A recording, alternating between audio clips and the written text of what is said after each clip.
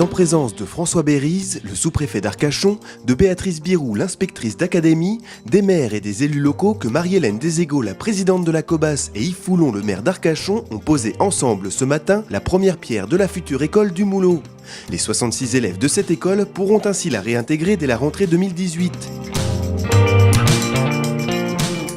C'est très important pour la ville d'Arcachon dans son ensemble que d'inaugurer et de poser la première pierre et bientôt d'inaugurer une nouvelle école. Ça démontre le dynamisme, la vitalité d'une ville et c'est très important pour ce beau quartier du Moulot qui a besoin de cet équipement, qui fait partie de son cadre de vie.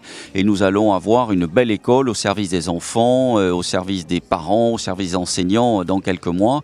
J'en suis très heureux et je veux remercier donc la Cobas de l'accompagnement dans chacune des villes du bassin d'Arcachon Sud pour rénover, réhabiliter ou construire de nouvelles écoles. C'est le cas à Arcachon et j'en suis très satisfait.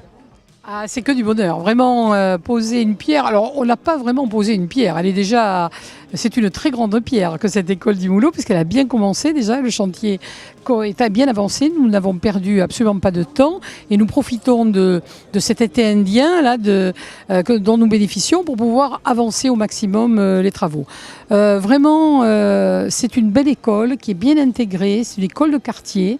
Vraiment, le maire d'Arcachon a fait un très bon choix, à mon avis, sur cet équipement. Vous savez, chaque ville choisit son école dans sa ville, dans cette mandature. Et nous avons également décidé de proposer des études pour une autre école qui sera construite dans le futur mandat. Voilà, donc c'est, je crois, quelque chose de très bien installé.